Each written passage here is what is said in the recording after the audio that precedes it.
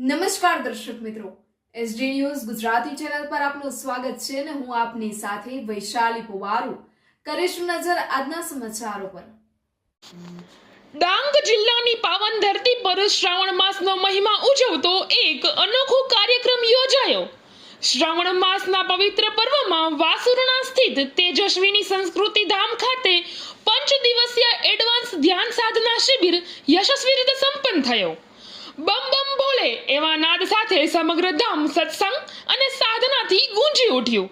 આ શ્રેષ્ઠ કાર્યક્રમનું માર્ગદર્શન આર્ટ ઓફ લિવિંગના યોગ શિક્ષક શ્રી યોગેશજી દ્વારા કરવામાં આવ્યું, જ્યાં સાધકોને શારીરિક, માનસિક અને આધ્યાત્મિક ઉર્જાથી ભરપૂર થવાનો અદ્ભુત અવસર મળ્યો। ધામના સંસ્થાપક બ્રહ્મવાદિની પૂજ્ય હેતલ દીદીએ સ્પષ્ટ શબ્દોમાં કહ્યું કે મલિન મન ક્યારેય ઈશ્વરમાં લીન થઈ શકતું નથી। તનથી શુદ્ધ અને મનથી શાંત બનવાનું શ્રેષ્ઠ અવસર એટલે શ્રાવણ માસ। હેતલ દીદીએ ઉમેર્યું કે આ દેહ જે દેવાલય છે એ રોગાલય ન બની જાય એ માટે નિયમિત જીવન સાધના જરૂરી છે।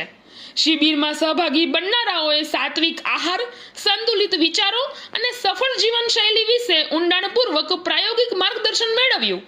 આ શિબિર માત્ર શીખવાની યાત્રા જ ન હતી, તે આત્માની શોધ અને અંતર્મુખ બનવાનો અનોખો અનુભવ સાબિત થયો। SD News Gujarati reporter Sushil Pawar, Dang.